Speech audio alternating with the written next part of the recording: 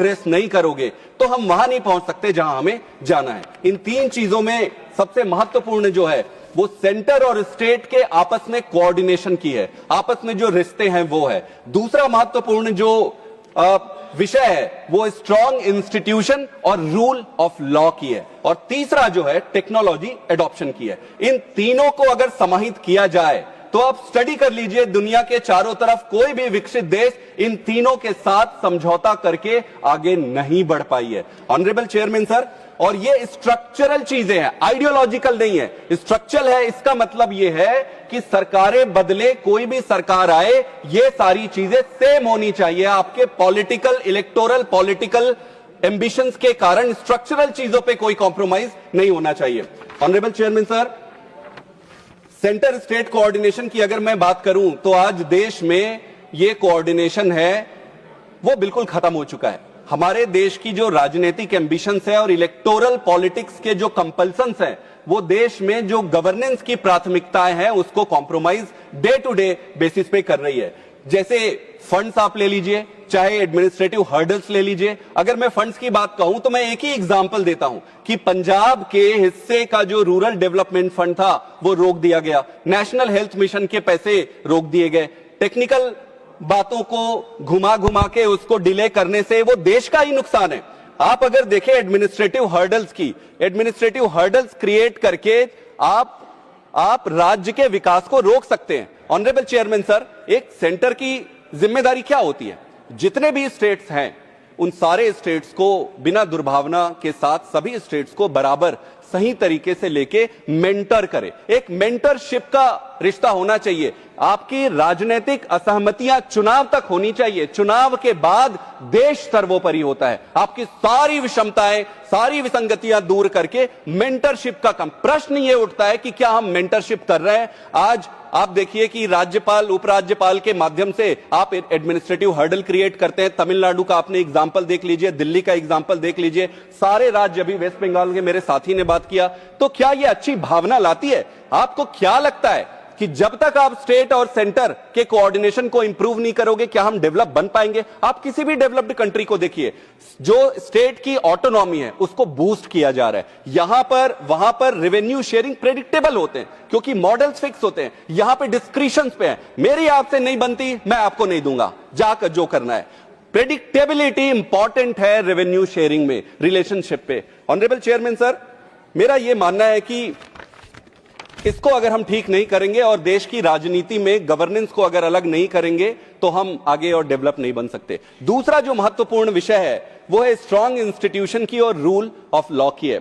Honourable chairman sir, हम देश नहीं बनाते, हम इंस्टीट्यूशन बनाते हैं, स्ट्रांग इंस्टीट्यूशन बनाते हैं, फिर ये स्ट्रांग इंस्टीट्यूशन देश बनाते हैं। आप देखिए इसरो ने जो कमाल किया है, क्या हमने कमाल किया? हमने नहीं किया, हमारे पहले के सरकारों ने इसरो इंस्टीट्यूशन को बनाया, उसके वर्क कल्चर ने आज रिजल्ट दिया है। तो आप डायरेक्टली ग्रोथ नहीं कराते, आप इंस्टीट्यूशन बिल्ड करते हो। Honourable chairman sir, Bharat Pakistan जब अलग हुआ तो आज पाकिस्तान कहां है और हम कहां है? उसका मेन कारण यह है कि हम इंस्टीट्यूशन बनाए और उन्होंने नहीं बनाया।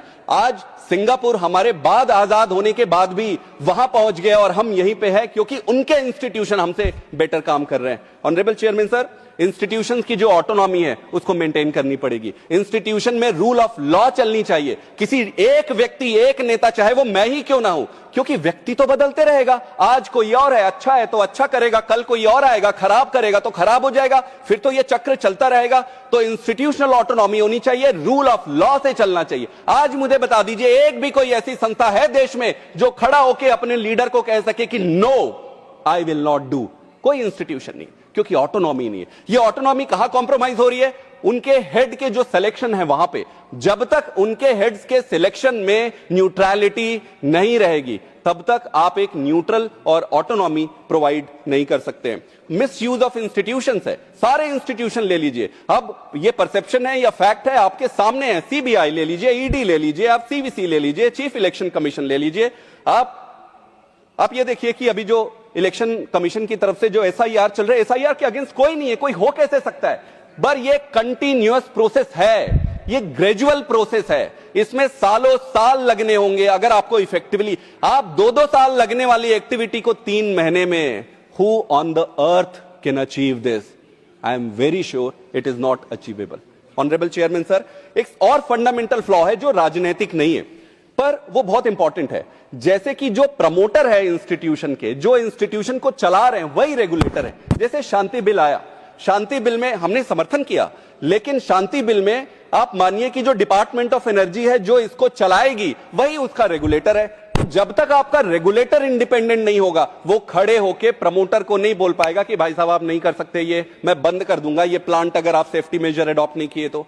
आप रेलवे में बताइए, एक्सीडेंट्स होते हैं, एक्सीडेंट्स के रिपोर्ट आते हैं, कभी आते हैं हमारे पास कि क्या रिपोर्ट हुआ, उस रिपोर्ट में एक्सीडेंट के बाद कौन जिम्मेदार था, अकाउंटेबिलिटी की कोई वो नहीं है। तो क्या करना चाहिए? आप जुडिशरी देखिए, जुडिशरी में honourable chairman sir 5 crore cases की पेंडेंसी है, 8 से 15 साल तक लग जा रहे हैं। डेवलप्ड कंट्री में क्या है, महीनों में केसेस निपटते। तो अगर हम जुडिशरी को एड्रेस नहीं किए तो आपको यह लगता है कि हम देश को डेवलप बना पाएंगे? जुडिशरी डिलेड है, रेगुलेशंस जो है डिस्क्रिशनरी बेस्ड है, प्रमोटर्स ही रेगुलेटर बना हुआ है, इन्फोर्समेंट जो एजेंसीज हैं वो इंडिपेंडेंट नहीं है, पॉलिटिकल इन्फ्लुएंस में है, ब्यूरोक्रेसी आइदर करप्ट है या फियर में है। तो जो ईमानदार भी वो फियर में दबा हुआ है, और बाकी जो सिस्टमिक करप्शन है वो तो वही है।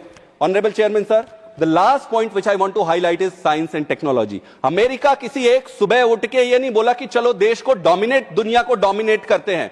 वो ऐसा इसलिए कर पा रहा है क्योंकि उसने टेक्नोलॉजी को डोमिनेट किया, और उसके टेक्नोलॉजी के दम पे आज वो देश को डोमिनेट कर रहा है। चाइना ने इन्वेंट नहीं किया, लेकिन चाइना के पास क्या था कि उसने एक ही चीज पे फोकस करके सस्ती बनाई। शुरू में चाइना का मजाक उड़ाया लोगों ने, आज चाइना के सामने सब एक्नॉलेज करते हैं। हम कहां पे खड़े? क्या हम साइंटिस्ट पे पैसे डाल रहे हैं? क्या हम इंस्टीट्यूशन बिल्ड कर रहे हैं? क्या यूजीसी के जो कॉलेजेस हैं उसको इनफ पैसे? मैं आईआईटी में प्रोफेसर रहा हूं। स्ट्रगल करोगे आप एक रिसर्च लेबोरेटरी में लेके टेस्ट करने के लिए, तो हम सिर्फ 0.6, just 2 minutes, very important point. I request just 2 minutes. 0.6% of GDP only we are investing on the R&D. Developed country 3 से 5% तक उस पे लगा रहे हैं। हमारे PhDs काफी कम है, क्वालिटी में भी कम है, not because they're